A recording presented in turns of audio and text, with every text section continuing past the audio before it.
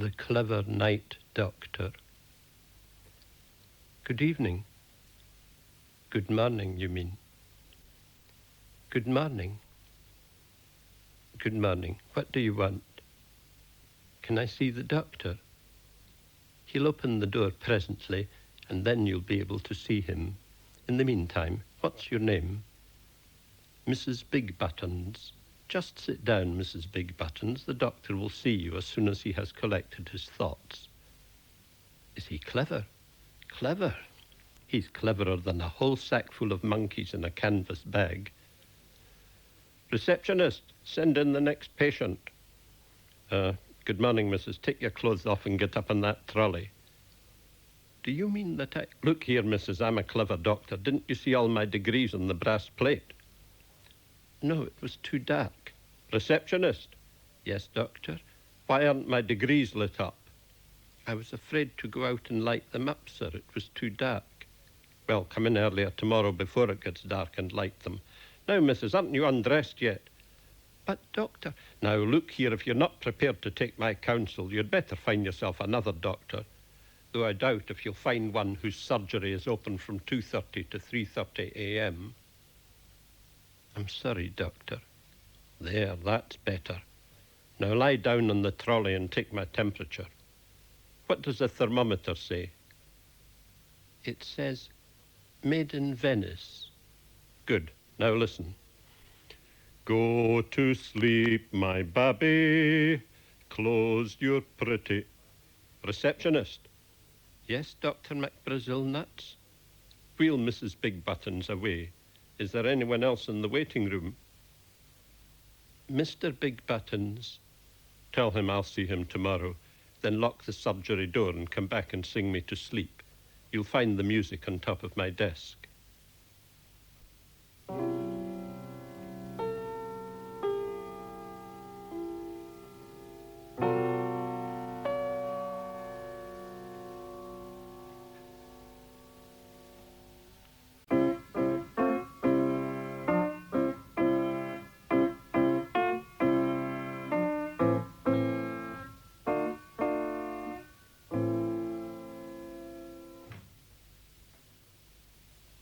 Me and my kid brother. My brother and me are always quarrelling over the slightest thing, and you know we get so angry, and we were quarrelling over a piece of bread the other morning, a little crust of bread that we'd found under the bed, and there's the pair of us lying in bed, and one of us sees the crust under the bed. It was me or my brother, I can't remember which, and he says, give it to me, and I said, no, let's half it, we'll have a half each. Do you know, we're too lazy to get up and it's not breakfast yet, so I said, we'll half it, and he says, no, give it to me. No, it was me saw it first, and if you go on like this, I'll have it all.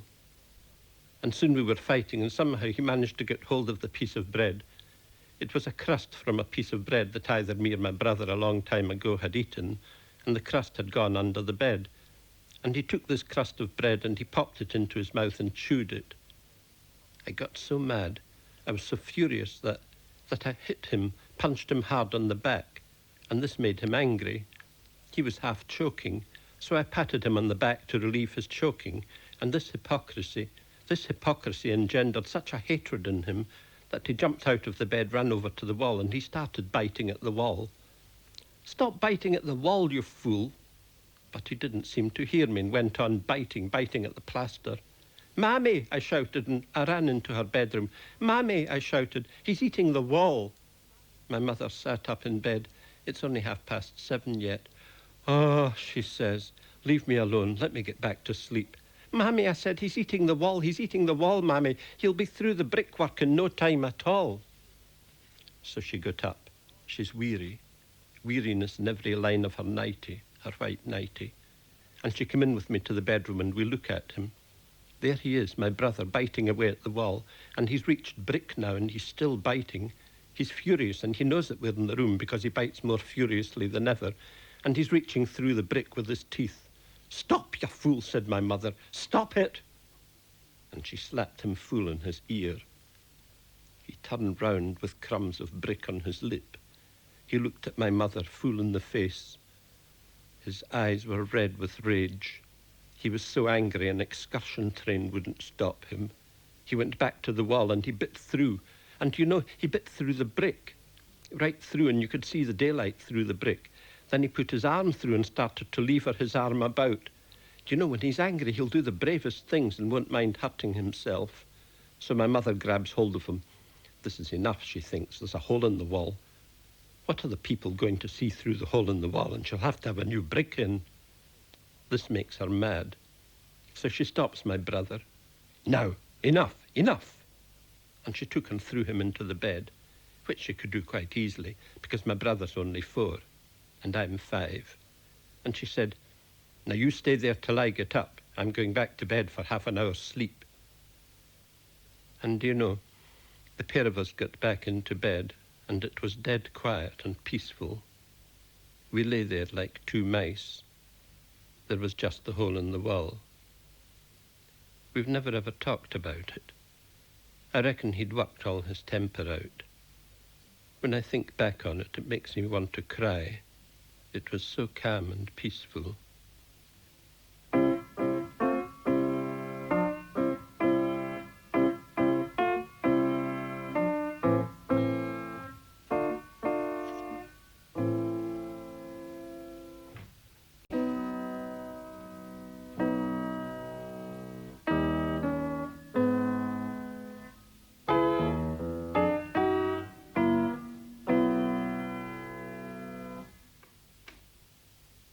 The Shapely Balloon. Mammy, I want a balloon. A balloon? What do you want a balloon for, son? To play with. To play with? Do you think I'm going to lay out good money so that you can play with a balloon? Certainly not. Start again. Mammy, I want a balloon. A balloon? What for, son? I'm hungry. All right, here's 3 Go and buy one. Thank you, my mammy. Can I have a balloon, please, shopkeeper? What for, son? I'm hungry. We don't stock that kind. Look here, just give me a balloon. Here's my 3. I'm hungry for a balloon. Oh, no, no. We only sell them to play with. All right, then. I'll do it your way. I want a balloon because I'm hungry, but I'm going to tell you I want a balloon to play with. But you're not to tell my mother that I want a balloon to play with because she knows that I'm buying a balloon because I'm hungry for one. Do you understand? Perfectly. Good. Give me a 3 balloon to play with. Are you sure that's what you want it for? Now, look, we've gone through all this before. Give me a 3 balloon to play with, for goodness sake, and let me get out of here. All right. What colour do you want? Any colour. What shape? What shape have you? That shape, and that shape, and that shape over there, and this shape, and that shape. Give me that shape. There you are. 4. But I've only got 3. I'll cut a portion off. Then it won't blow up. You want a 3 balloon, don't you? But it's no good to me as it is. Of course it is. Look at the shape. Oh, all right then, I'll take it. Mammy, I've got it. Let's see. There's a bit off. Yes, it's a 4-penny one, and I've got 3 worth. The man's a fool. Take it back and tell him you want a whole one. He's not going to like that. Tell him your mother said so. I've brought it back. My mother says I have to get a whole balloon for 3. Look, son, you wanted that shape. Yes, I like that shape the best. Well, they're 4. But I've got to have a whole one. All right. Here's a shrunken one. Right shape, right price. But it's only the size of my thumb. So, I'm hungry for a balloon. That's not going to assuage my hunger. Assuage? Don't you use these dirty words in my shop. Get out. Go on, get out of my shop. Assuage, indeed. I don't know what the younger generation is coming to. Mammy, look, a threepenny balloon. It's the right shape, but look at the size. That's not going to assuage your hunger. That's what I said to the man, and he got furious and drove me out the shop and told me not to use these words. What'll I do, Mammy?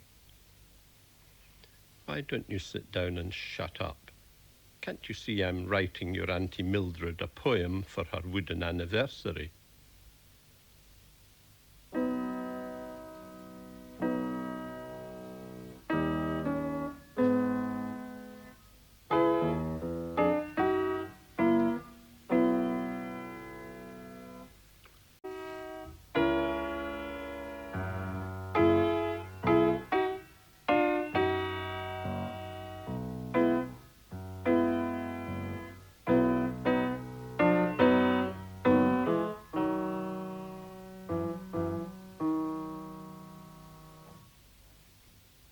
A wag at the flicks.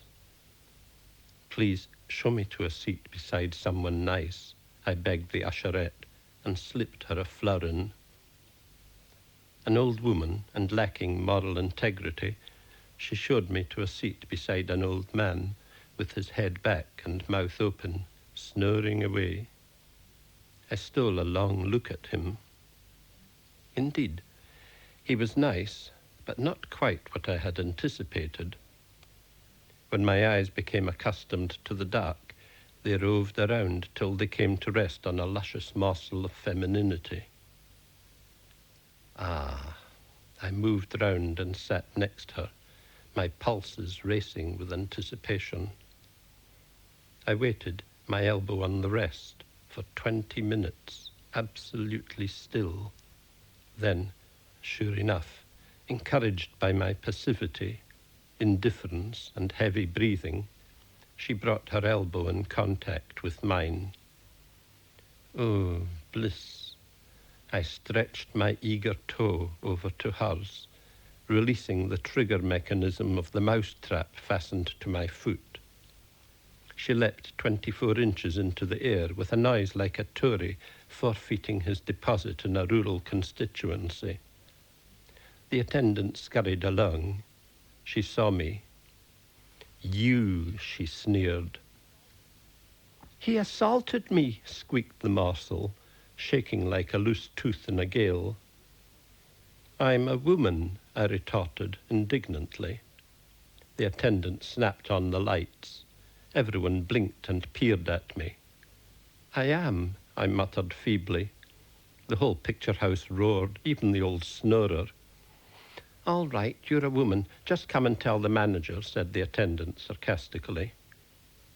I disengaged my toe and strode shamefacedly into his office, shutting the door behind me. The manager let slip a book of what seemed to be holiday photos into the desk drawer, then rose to his feet in evening dress and well-brushed hair.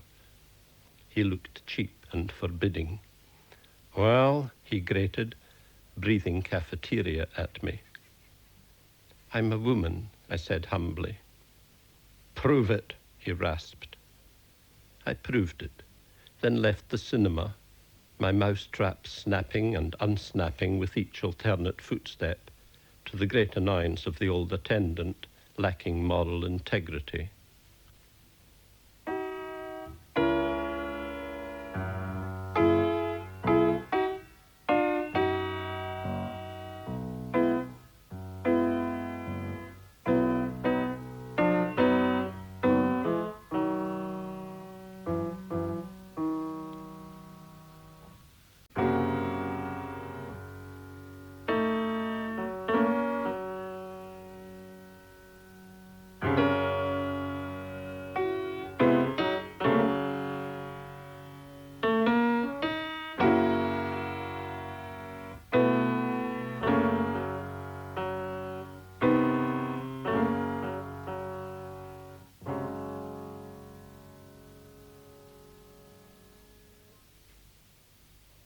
The Perambulating Scottish Collander, It was a grey, bitter day, the kind of day that makes a guilt-ridden Scottish family man say to his family, "Get your coats on, we're going for a walk." Such was the wind, my body felt like a walking colander. To ease the situation, I left the main street and sidled furtively across the back streets. As I crossed a lane, my ear caught a croak. I looked up, and there, at the end of the long cul-de-sac, was a boy selling a paper. Some spark of humanity that my environment had forgotten to quench prompted me towards him. He was wearing his sister's baby blue crepe de chine nightie and a discarded grey cardigan of his grandfather. "Let's see your paper, son," and I snatched it from his swollen fingers. It was an old copy of a paper that specializes in telling half-truths to half-baked intellectuals. I squinted at the lad. He was looking at me eagerly, as though my presence comforted him. So I read him the headlines. "Floods in China, famine in India, America sitting in shelters, sexual abstinence the answer to overpopulation," says Rabbit. We burst out laughing simultaneously. "Scotland's a grand country to live in," he croaked, trying to hide his ungainly feet behind a stone. "Why don't you try the main street to sell your paper?" I asked. "I'm too proud," he answered, and took up that stance known and loved the world over, arms akimbo and lower jaw stuck out like a crumb tray. "I'd buy your paper, but it's last year's," I said. "Good luck, however." And I walked off, cheered by the encounter, heedless of the sharp stones striking the back of my head, propelled by the frustrated urchin, who was only human, like the rest of us.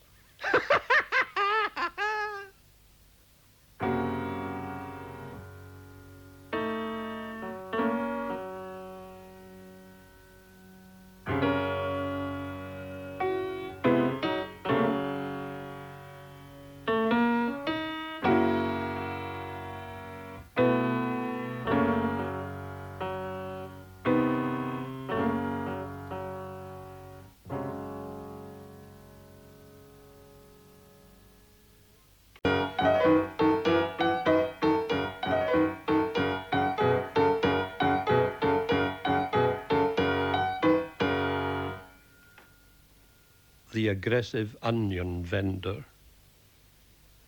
"Put that down," smiled the big woman. "I was only looking at it to see where it came from," I said. I was in the market, in the fruit market, and I'd lifted up an onion to see if I could see where it came from, but there wasn't any mark on it. "Put that down," smiled the big fat woman. There was a queue of 1 or 2 dozen people behind me waiting their turn. The big woman was keeping her temper as best she could. Reluctantly, I put the onion back in the pile. "All right," I said. "Give me half a pound of onions, please." Half a pound of onions," she jeered. "Are you having a banquet or something?" I looked around at the other people. They seemed to be on my side. "I don't like your tone, missus," I said. "Do you want to serve me half a pound of onions or not?" She smiled at me. "Get to hell out of here," she said. "I want a half a pound of onions," I said, lifting up the onion again and looking around it to see if I could see where it came from. Her hand shot out, grabbed the onion out of my hand and put it back on the pile. Then she screamed, "Hey, 1, 2, 3, 4, 5. It must have been a secret call sign, because all the other people in the market left their stalls and came running up. "Well, Betty, what's the trouble?" "What's the trouble, Betty?" "Hey, Big Betty, what's the trouble?" She pointed at me. "He's making trouble." Big burly man with his sleeves rolled up to wrist point looked at me, came striding over. Thick black hair matted his arms. "What d'ya want?" he rasped. I looked round. The queues had melted. There were only the stall holders. It was getting dark too. I felt very afraid and alone. I burst into tears and ran away down the length of the market into the open street. Then I stopped. Am I a coward? Am I going to run away because a few burly people threaten me? No. I walked slowly and firmly back up the market, pretending not to see anybody, but I could see that all the people were back in their stalls again. The queue was back. I went to the back of the onion woman's queue to wait my turn. When it came my turn, I looked her straight in the eye and said, "A pound of onions." She weighed me out a pound of onions. There was no trace of recognition on her face. I paid over my money, took the onions, and as I turned to leave the stall, she gave a great derisive cackle. I pretended that she was laughing at something else and hurried away to gobble my onions furtively in a quiet lane.